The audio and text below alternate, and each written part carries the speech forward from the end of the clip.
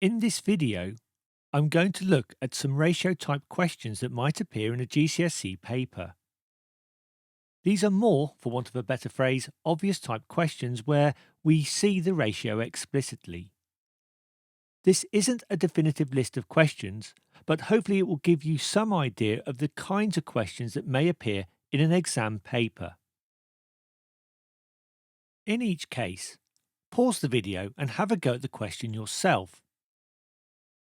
The first two questions I'm going to focus on deal specifically with equivalent ratios through simplifying. So you might see a question looking something like this. This kind of question more than likely will appear in a non-calculator paper as the numbers involved are not considered to be too demanding. So pause the video and have a go and press play when you are ready. For part A, there's only one mark. It's a simple case of knowing the multiplication tables. We are going to simplify this ratio as you would with fractions. To simplify this, we need to divide both sides of the ratio by the same amount. What number goes into both 8 and 36? And of course the answer to that is 4. 8 divided by 4 is equal to 2, and 36 divided by 4 is equal to 9. For part B, notice that there are 2 marks. This would suggest that there are going to be 2 stages to this problem. If we look at the ratio, we can see that on the left-hand side we have 5 kilometres and on the right-hand side we have 200 metres. The units of distance are different. We have kilometres and metres. We therefore need to make both units the same. For me, the simplest way to do this is to turn the kilometres into metres. There are 1,000 metres in a kilometre, so 5 kilometres is equal to 5,000 metres. So we now have a new ratio of 5,000 metres to 200 metres. We now simplify. We can divide through by 100.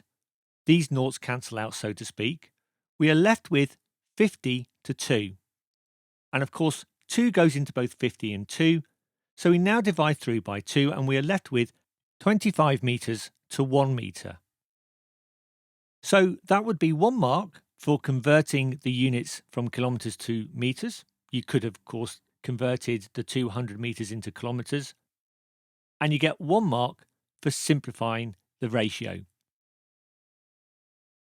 Here's another simplification type question. Circle the ratio that is equivalent to 4 to 10. Pause the video and have a go. Again, to simplify this ratio, we have to divide the left-hand side and the right-hand side of the ratio by the same amount to find an equivalent ratio. Again, there is only 1 mark, so you would be expected to do this easily. I took this type of question from a calculator paper, so you could use a calculator if necessary, but hopefully you can do it without a calculator. However, from a process of elimination, we can begin to find the answer. Looking at our original ratio, we can see that the left-hand side digit 4 is smaller than the right-hand side digit 10. Therefore, it can't be these two ratios as the number on the left-hand side of the ratio is larger than the right-hand side. It also can't be this one, as they appear to have divided by 4 on the left-hand side and multiplied by 4 on the right-hand side. So we are left with 2 ratios. If we look at this one, 1 to 2.5, if we look at the left-hand side of the ratio, to get from 4 to 1, we would have to divide through by 4.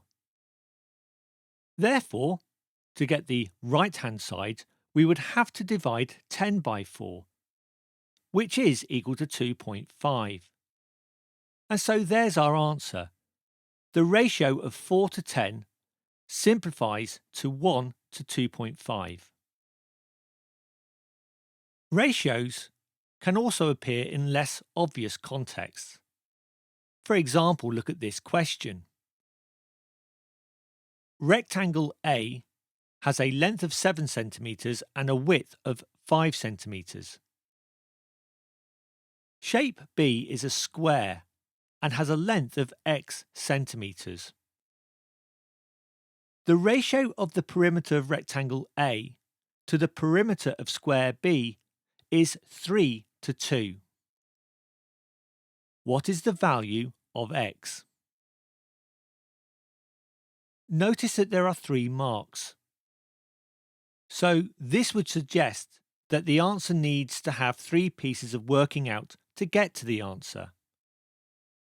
As we are dealing with ratios of perimeters, let's work out the perimeter of the shape that we already know, rectangle A. So that's 7 add 5 add 7 add 5, or you could have done 2 multiplied by 7 add 2 multiplied by 5, and this gives us the answer 24 centimetres. So that would give you a mark, as we need to work this perimeter out. We now have to work out the perimeter of shape B that satisfies the ratio 3 to 2. This is how I would do it. So let's write down the ratio of 3 to 2, and I'm going to write our new ratio underneath. The left-hand side of the ratio relates to perimeter A, and this is going to be 24.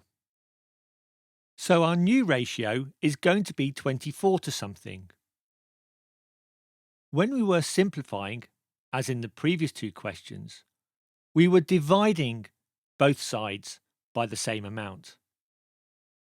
In this case, looking at the left-hand side of the ratios, to get from 3 to 24, we do the opposite of dividing, which is multiplying. So 3 multiplied by what is equal to 24? You should know your multiplication tables, and the answer of course is 8. 3 8s are 24. I now have to multiply the right-hand side of the ratio by 8, and this will give us 16. So our equivalent ratio of 3 to 2 is 24 to 16. Now remember, 24 relates to the perimeter of the rectangle A. So this 16 will be the perimeter of the square, which is shape B. And so this will be 16 centimetres. You might have worked it out differently, but as long as you get the perimeter of the square being equal to 16 centimetres, it doesn't matter. And so finally, we need to calculate the length of x. We know that the shape is a square, so x must be equal to 16 divided by 4, which is equal to 4 centimetres. And so that's our answer. 1 mark for 4 centimetres. Pause the video and have a go at this question. A shop sells cans of soft drink. On the shelves are cans of cola, lemonade and orangeade in a ratio of 11 to 7 to 4. After selling some cans of cola and lemonade, the ratio is now 7 to 5 to 3. The shop has 24 cans of orangeade. How many cans of soft drink did the shop sell? A key piece of information here is the fact that no one bought any cans of orangeade. We can use this information to work out how many cans of cola and lemonade there were before the sale and after the sale of cans. Let's do the before. So here's the ratio of 11 to 7 to 4. As with the previous question, I'm now going to write an equivalent ratio incorporating what we already know. This is the cola, this is the lemonade, and this is the orangeade. We know that there are 24 cans of orangeade. Again, to write an equivalent ratio, we need to multiply or divide. Focusing on the orangeade, to get from 4 to 24, we have to multiply by 6.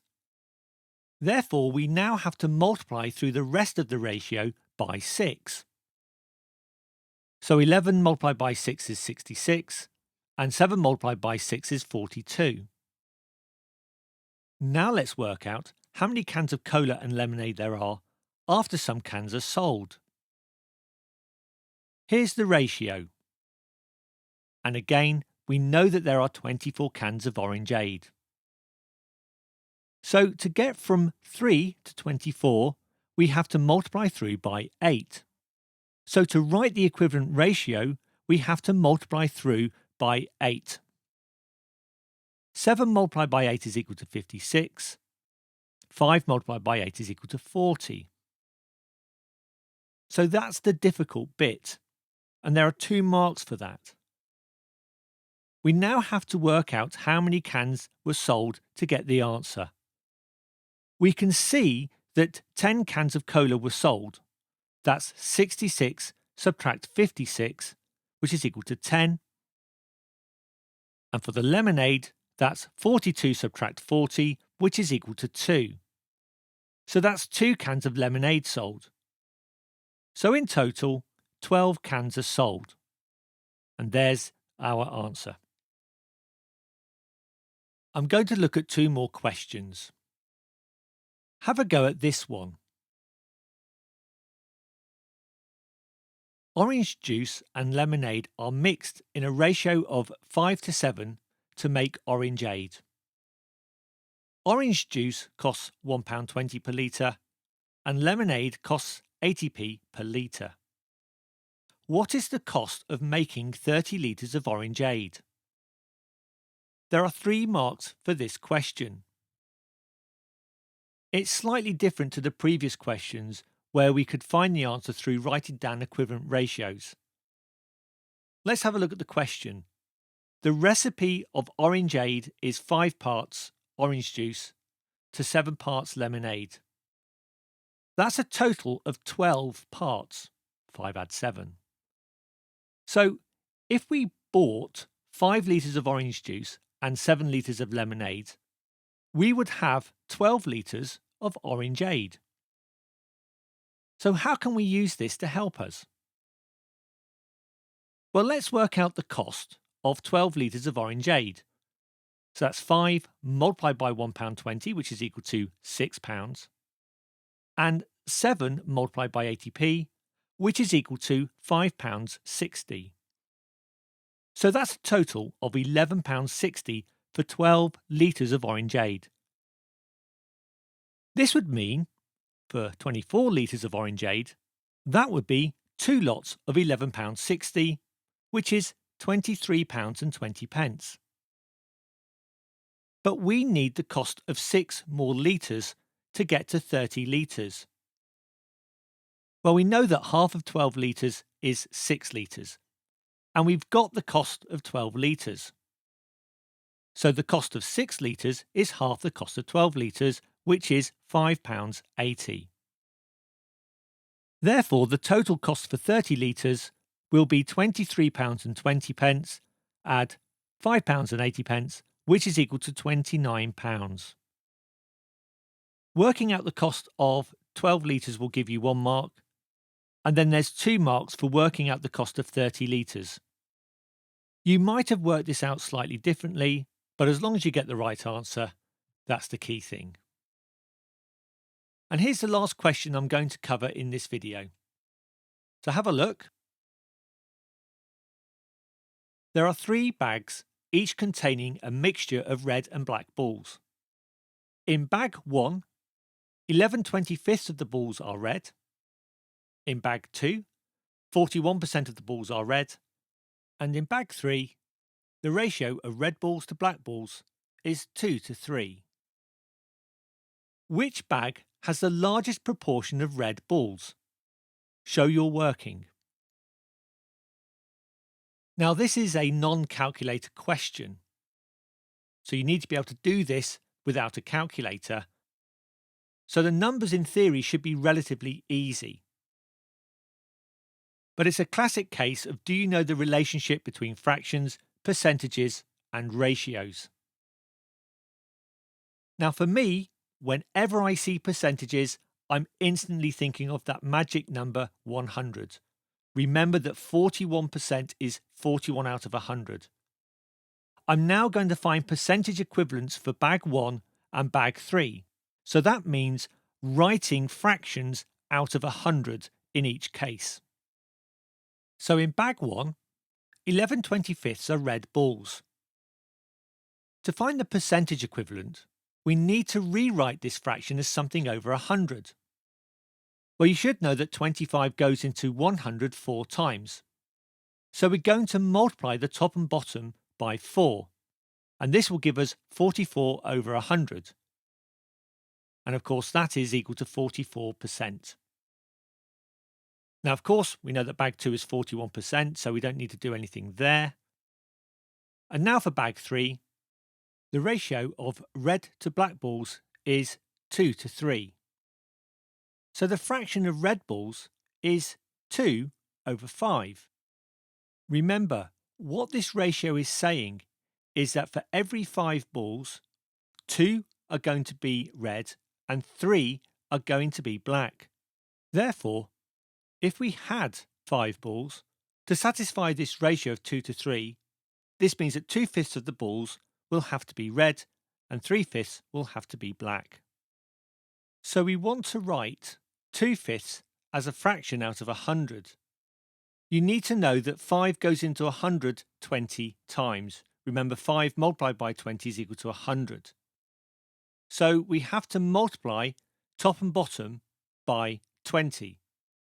And we end up with 40 over 100, which is 40%.